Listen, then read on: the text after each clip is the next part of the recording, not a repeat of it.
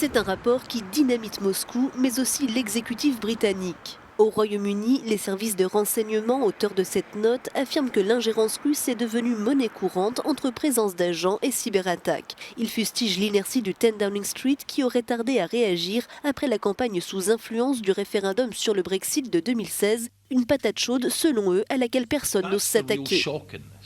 C'est le vrai choc dans cette affaire. Vous savez, le genre de manœuvre politique qui pourrait nourrir des discussions enflammées dans les couloirs de la Chambre des communes.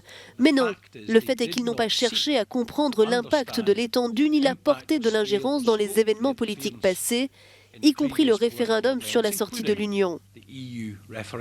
Ce rapport a été bloqué par le Premier ministre britannique. Boris Johnson, qui a succédé à Theresa May, a été accusé de vouloir enterrer la publication. Aujourd'hui, le gouvernement rejette les demandes d'ouverture d'une nouvelle enquête. Dans le cas présent, nous n'avons pas affaire à un adversaire qui soit prêt de disparaître. Pourquoi les ministres ont choisi de ne pas s'y atteler, d'en tirer les leçons et finalement de changer les choses si besoin? C'est à eux qu'il faut s'adresser. Le porte-parole du Kremlin, Dmitri Peskov, assure que la Russie n'a jamais fait d'ingérence dans les processus électoraux dans aucun pays du monde.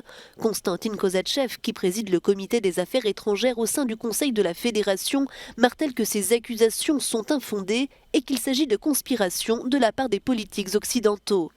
Mais selon le rapport du renseignement britannique, les mesures prises aujourd'hui par l'exécutif au Royaume-Uni visent seulement à limiter les dégâts, compte tenu du niveau d'infiltration des oligarques russes dans le monde des affaires et la vie politique et sociale du pays.